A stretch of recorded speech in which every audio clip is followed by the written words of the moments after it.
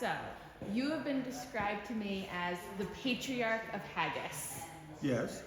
Tell me a bit about how you've come to the title. Okay. Well, when I first came to Rhode Island, I didn't know any Scottish people, but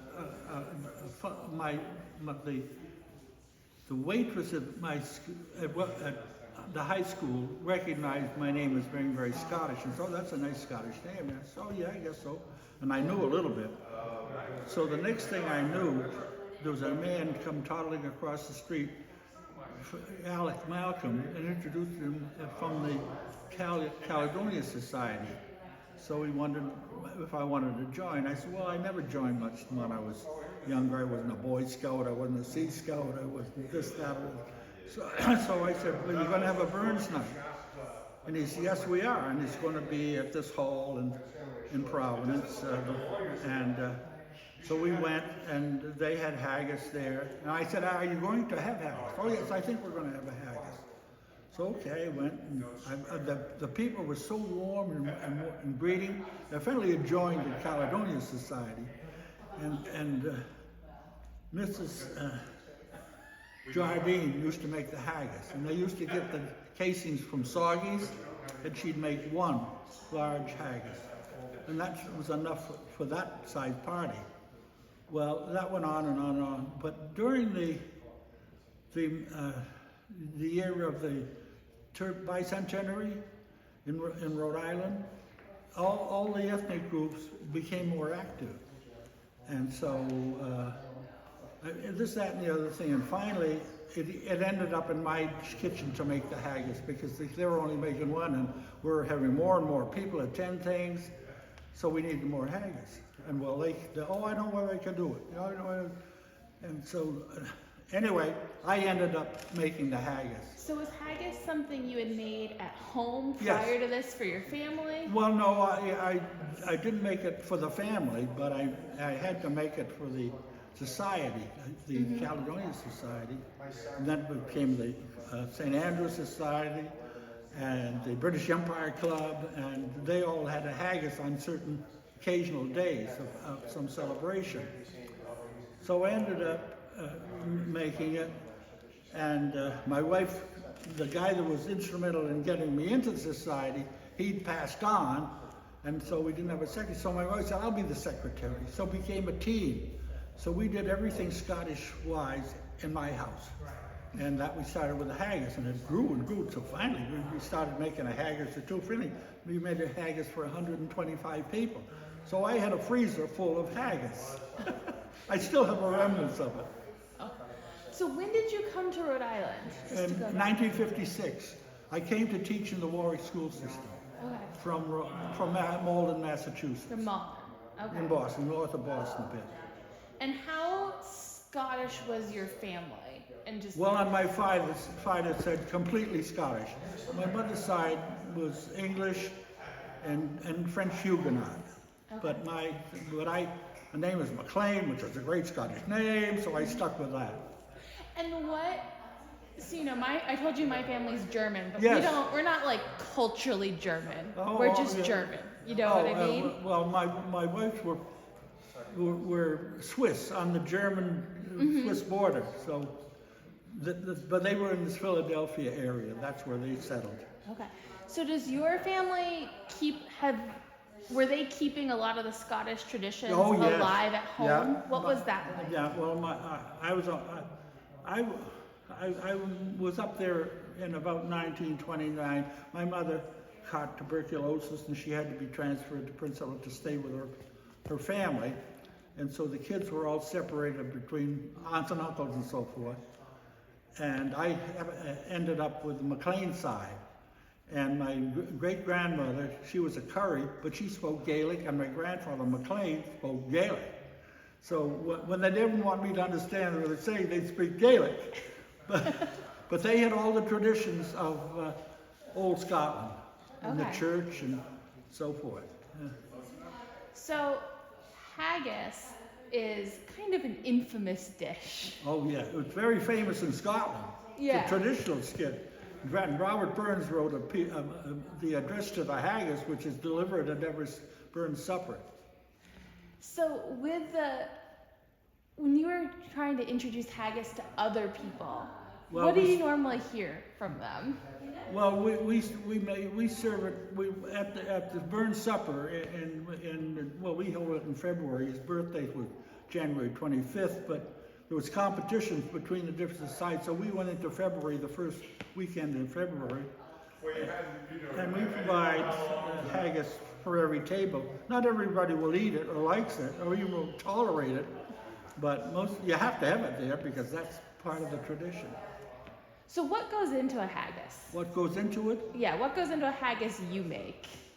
Well, and traditionally the haggis in Scotland was made with lamb, but lamb is prohibitively expense-wise in America, so we use beef, and we use beef heart, liver, and clod. Clod is like corned beef, but it's beef that's not corn. It's the rough shoulder of the animal, and we grind that up with 3 different meats, then 2 different oatmeals, and suet, and a lot of seasonings too. Pepper should be the predominant one, because I had a friend who was a butcher in Scotland. He said, to make a good salad, you got to have lots of pepper. So we try to do that. But the women do the mixing. My wife started out with the women. I can show you pictures of that. I brought them if you'd like to look at them. I would like to look at them. Yeah. So what does a haggis taste like for somebody who's never had it before? How would you describe it? It's on the spicy side, and it's granular. If it's cooked right, I've seen some terrible haggis, I'll tell you, in my day. One time the British Empire, St. Andrew's Society ordered the haggis from New York, and they stuck because when you address the haggis, you cut it open, and it opens up, and it's a warm, reeking rich. That's the part of the wording, and the man stuck the knife in the haggis, and it came out like soup. It was terrible, and they paid a lot of money from this haggis from New York. Terrible. But anyway, so you have to get the right consistency, and then it's granular as you serve to you. It's granular, and the liver comes through. My wife said the liver comes through as the predominant taste because there's onions and the suet and the 3 beets and et cetera, et cetera. I was the guy that stuffed the casings. Okay. You'll see that. You're going to see that operation? I am going to see it. Oh, okay. So then I can explain more then. Okay. It'll be easier. So, what has kind of been, why bother keeping haggis alive and haggis on the table? Well, it's a pudding. It's not alive. I mean, keep making it. Oh, because it's needed at every Scottish activity. Usually there's a haggis presented. But at Burns Night, it's number 1. So why is it needed? Why is it needed? Yeah. For ceremonial purpose? Because I tell you, this is the address to the haggis, which is about, well, fair fly, your honor, soncy face, great chieftain, all the pedant race, a bend them all, you take your case, spread stripe or third, whale your word, your graces, langs my arm. The groaning trencher there you fill, your hurdies like a distant hill, you mill.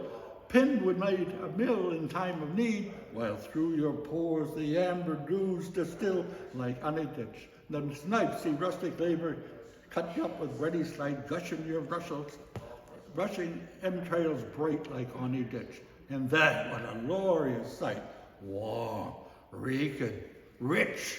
And then horn for horn they stretch and strive, deal take the hindmost, all they drive, till all the well fly. The kites, this is the stomach. Yeah, dress are spent like drums. An old good man most like to ride. Split, bethanked hums. Is there the door his French ragout or olio that would star, so fricassee would make him spew with perfect scunner, looks now with sneering, scornful do. You on sick a dinner, poor devil, see him o'er his trash, as feckless as a withered rash, his neve, a knit, through bloody field to dash, how unfit But mark the rustic haggis fed, the trembling earth resounds his tread. Clap in his woolly neva blade, he'll make it whistle, and arms and legs and heads will snid like taps of frizzle. Ye powers that make mankind your care, and dish him out his bill of fare. Old Scotland wants no drops and luggies, but if you give her, if you wish her a grateful prayer, you give her a haggis. Give you a haggis. So that's it.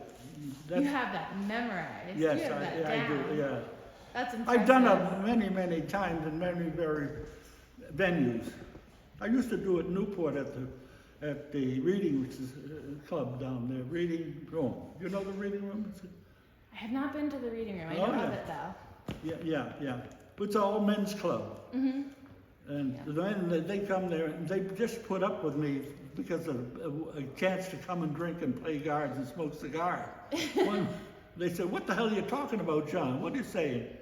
I said, "Well, okay." You know, and I went and did that there several times, and in Boston and Maine, different. There are Scottish societies all over the country, and in New England there's a big society in Boston. There used to be, but we're a small group now. There's not much immigration of Scots. Yeah. You know, there was a time that was called the brain drain when just after World War II, a lot of the Scots were coming over because they're good scientists, in good position, and then Brown was bringing them in, Brown University. They had an international club up there, and they'd hire these professors from Scotland to teach in their university. So how does it feel to have been a member of this club for so long and to reach this anniversary? Well, I was drawn into it, explained by Alex Malcolm, but when I was in one, then there was another one. Ended up being one in Boston too, the Scotch Charitable Society in Boston. It's the oldest charitable society in the country. 13 something. I'm on there, I better check the date. Yeah. Yeah, but it's been a long time. What has been the best part about being a member of a Scottish? The camaraderie. Yeah. The Scottish, you know, there are Scots and the wannabe Scots. I'm a real Scot. There are a lot of wannabes, and they come for the entertainment because we have dancing and music and the dinner itself. Well, it's supper. We call it a Burns supper. Okay. And that's what they call it in Scotland too. I've been to Burns suppers all over, well, Annapolis, Maryland, Ontario, Canada, Kilmarnock, Scotland. I said Hamilton, Ontario, I think, but I get mixed up. Am I confusing you? No, but are you ready to make some haggis? Yes. All right. Yeah. Let's Yeah. go make some haggis. I've been making it for must be 35 years. It's a long time. A lot of haggis going It's a lot of haggis. over the dam. Yeah. Yeah, but it was very enjoyable. Can we do the food now? But Yeah. a lot of my John? haggis makers have died. All right. You ready to go make some food, John? Oh yeah, sure. Yeah. All right. So, you getting up or are you gonna turn Oh, around? I'm going to go into